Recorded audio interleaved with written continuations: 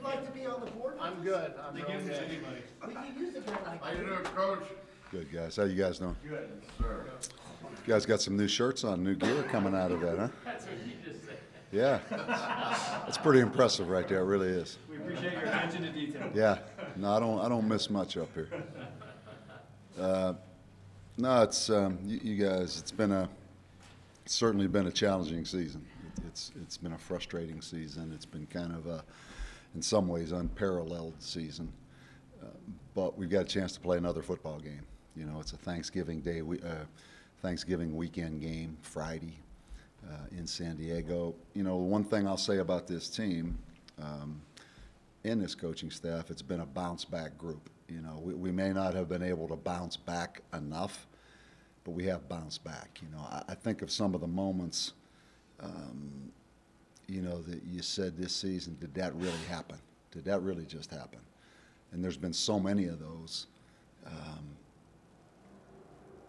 But you think about the Fresno game, and then we were able to bounce back to a degree the next week at home against Colorado State. You know, played a game that we had every chance to win. You think about the first half at Wyoming. I mean, you got to say you're in there at halftime. Did that really just happen? You know, to a degree, we bounced back, played the second half competitive. You know, we came home and played Utah State, that we had every opportunity to win the game. Definitely at A&M, you know, you're standing there on that sideline in the first half saying, can this really be happening? We found a way just to go out there in the second half, and then we came home against UNLV and played well enough potentially to win the game. So, you know, this has been a difficult season. I don't minimize that at all. There's been some moments, but as a team and a coaching staff, you know, they continue to fight, and from that I'm proud of. But it's a position that hopefully we're not in again. But here we are now, down to one game. You know, just on the theme of did that really happen? I mean, you have to say that, you know, what happened at the UNLV game at the end was the dagger of all daggers. You know, that was the one that where you felt like you had it in a position to legitimately win it there at the end, and you didn't. So we got to come back one more time and, you know, put ourselves in a situation where we were in against UNLV late in the game and ahead and find a way to win the game. So we got a chance to go play a very good football team. You know, they've lost 2 games. They lost 2 games at home, Boise and Fresno back-to-back. I think both teams are going to line up and run the ball. That's pretty fair to say. I'm really impressed with them. I mean, Rocky's done a great job there. They definitely have their identity. You know, they definitely have their identity. I think, if I'm not mistaken, I think we're like 14th and 15th maybe in the nation in rushing offense or something. We're right there pretty close to each other, if I'm not mistaken. UNLV's up there. You know, so there's some different ways to run the football. San Diego State has their way. UNLV had their way with the one-back runs, and then we have our way. You know, you can't talk about San Diego State without talking about Rashad Penny, number 20. He is a talent. He is a rare talent. I think 220 pounds. I'm not sure what he runs, but he looks like a 4.5, 4.4 guy. Returns punts, returns kickoffs. You have to respect the fact that he stayed there through the Pumphrey years. So, you know, we've got some ties with their coaching staff. We know that he's a great kid. You know, that's been confirmed by their coaches. So, you know, they've always had, since I've been here at least, that giant offensive line. It's the same this year. You know, we recruited a lot of those kids that are playing for them on the offensive line right now. Some of them backups, honestly, that aren't even playing right now.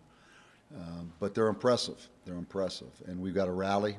This is a game about character. It's a game about physicality and getting ourselves ready to play. Injuries. You know, there's a chance actually Bijan Parker can play. He's back after several weeks out. You know, he's going to have a cast on his hand.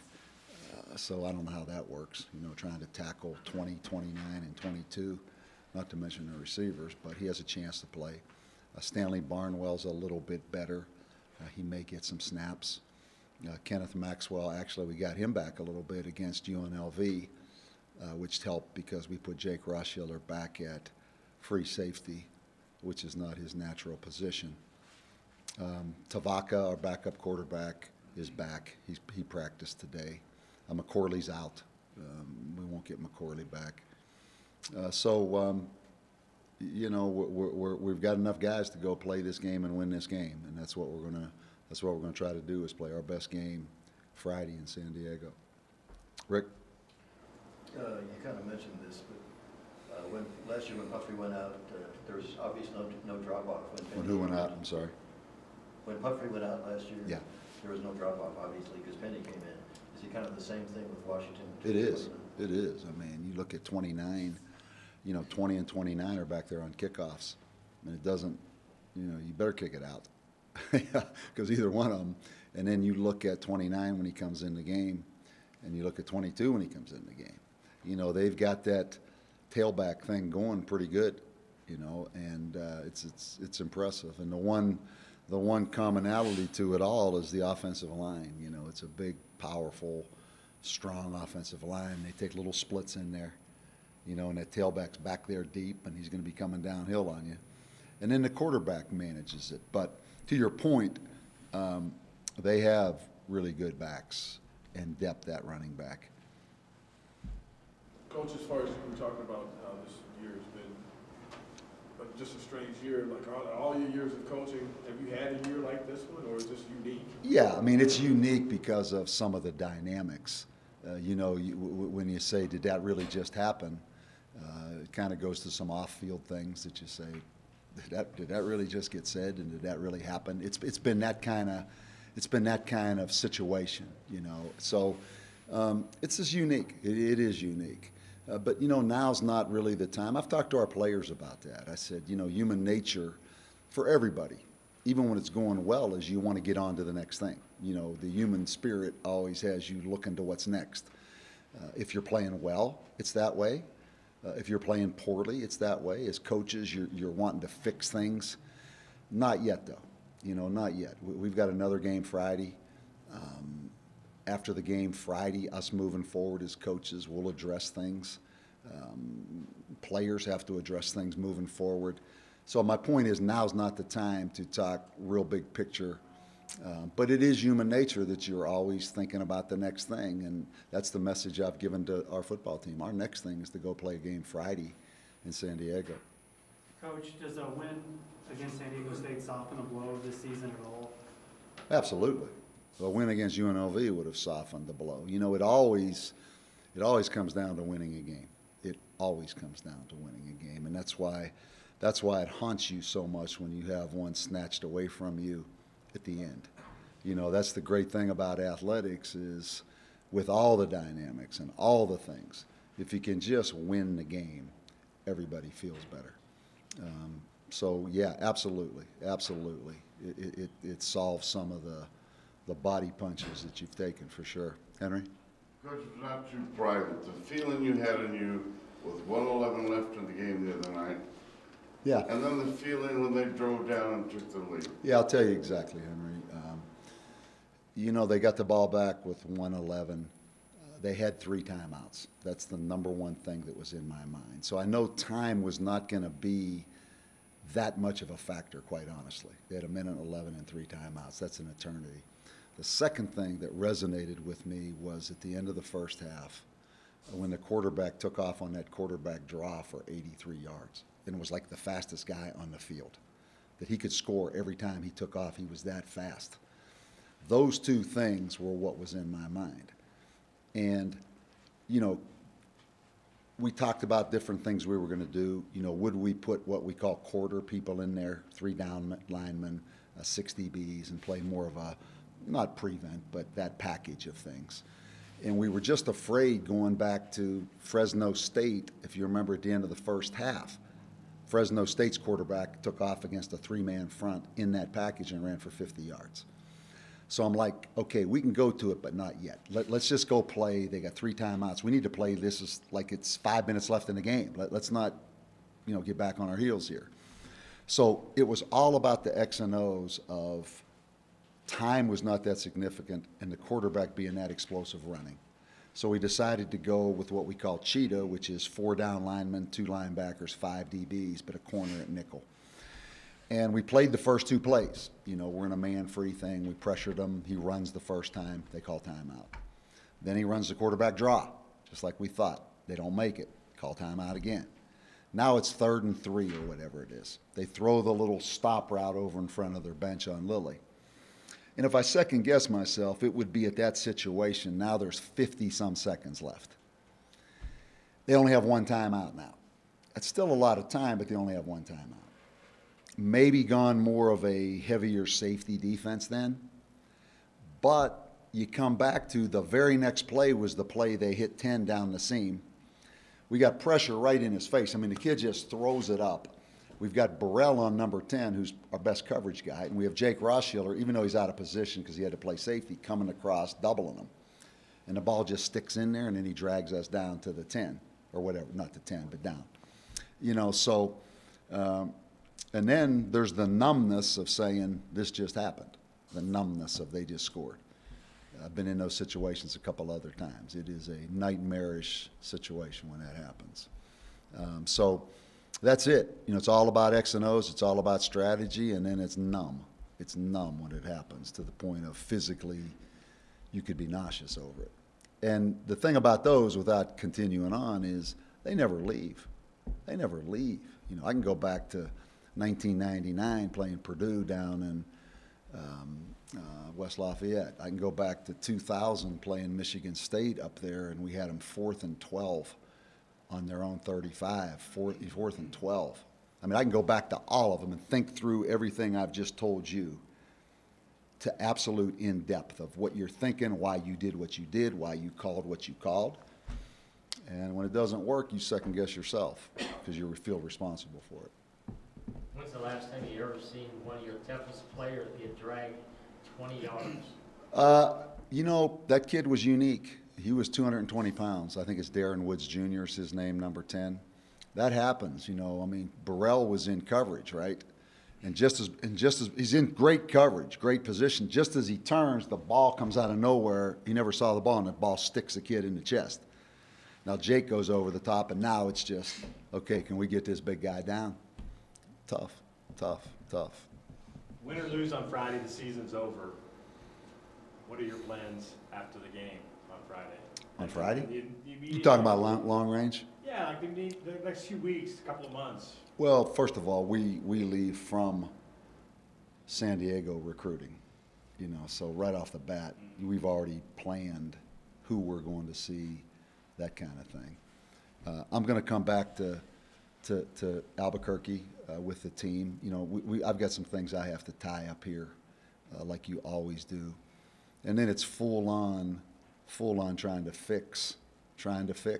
You know, we sat here prior to the season saying we had momentum.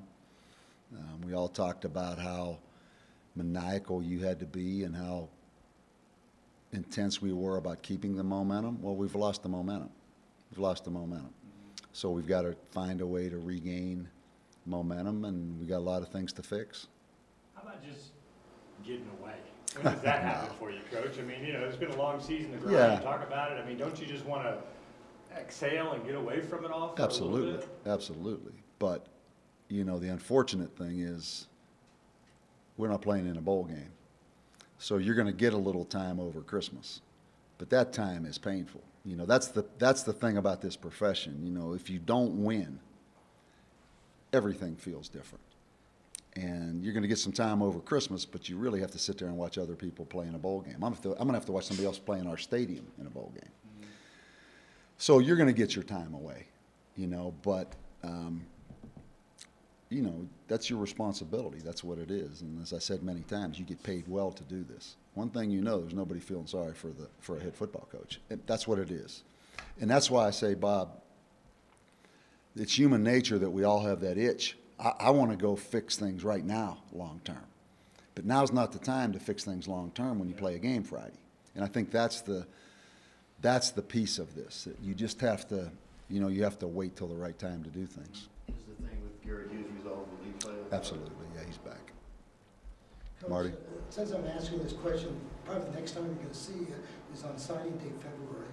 But my question is, Rick Wright quoted you in the newspaper that since we have a hard time getting 3 to 4 star recruits coming here, but you said there's a gold mine in junior college football in California and Texas where we can get 14 kids who are probably 4-star players, and that's how you're going to rebuild your program.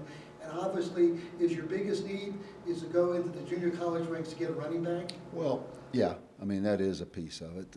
It doesn't absolutely have to be a junior college running back, but Marty, we have recruited junior colleges. You look at Jalen Burrell, you look at D'Angelo Ross, our 2 starting corners, both came in here just now and started for us at corner, and that's helped our team. So we have done that.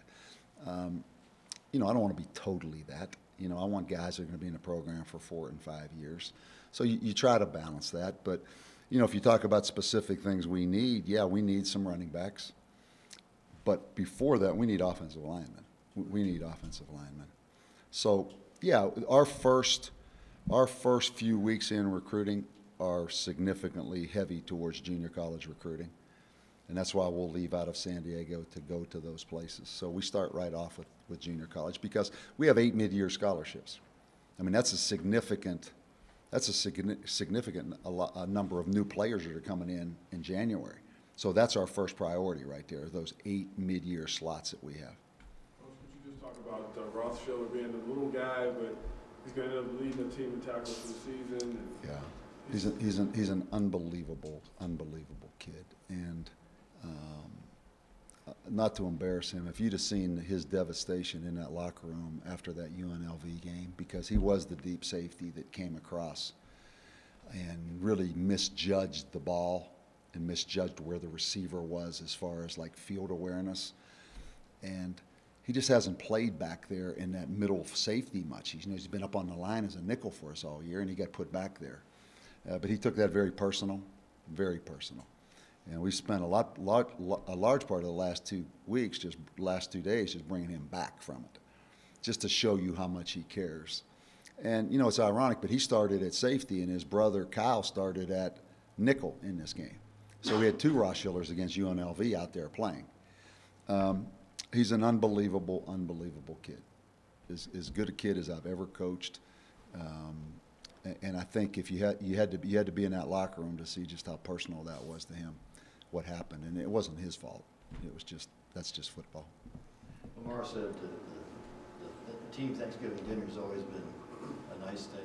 How do you handle that when you're on the road and you're playing the next day? Yeah, we're actually going to have it here before we leave, and then go to San Diego. You know, it seems like I've always been a part of those. You know, I think back to Notre Dame.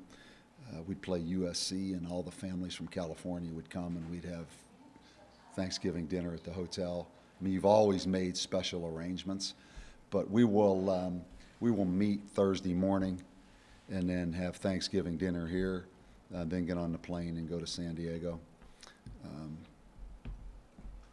Coach, it might be redundant, but without any question or doubt or somebody's rumors or whatever, Sure. No question you will be back Absolutely. as the head coach at UNM? Absolutely, yeah. Coach, getting back to the game, Penny against Boise State, he got 53 yards. Against Fresno, he got 69 yards. How did they stop him? Yeah, I think that's a great point. You know, and you know, you've seen a little frustration in their team because at times they have not struggled, but they've been bogged down a little bit. He came back with a vengeance here these last couple of weeks, though, particularly against Nevada. You know, Boise and Fresno are good defensive teams. You know, Fresno State right now is #1, I think, in this league in defense. I think San Diego State's 2, and Boise's right up there. They're good teams, but there's no magic. You know, they're going to line up. I think 62% of their snaps come with 22 personnel in the game, which is 2 tight ends, 2 running backs, and 1 flanker. 60-some% of their offense comes out of 2 tight ends. And that's unique in this day and age of college football. And they've got 2 big tight ends. They're not going to give you an open end side where you can kind of create maybe some havoc off the weak side. There's no magic. You have to have a good plan of everybody, gap assignment, and then you better trigger in those gaps, and then you better stay in those gaps. Because the thing I see with Penny, and really all their running backs, you know, they're very patient. You know, they're back there very deep, And they're patient enough because they've got so much confidence in the scheme and they've got so much confidence in their speed that they can be very patient. And then when they hit it, they hit it. So you have to stay in your gap, and you better be violent in that gap. So it's total team defense, not much different than somebody playing against us that it takes. But you know, there's no secret. You're not going to blitz them or do something exotic. You know, they're set up. They're going to get you blocked.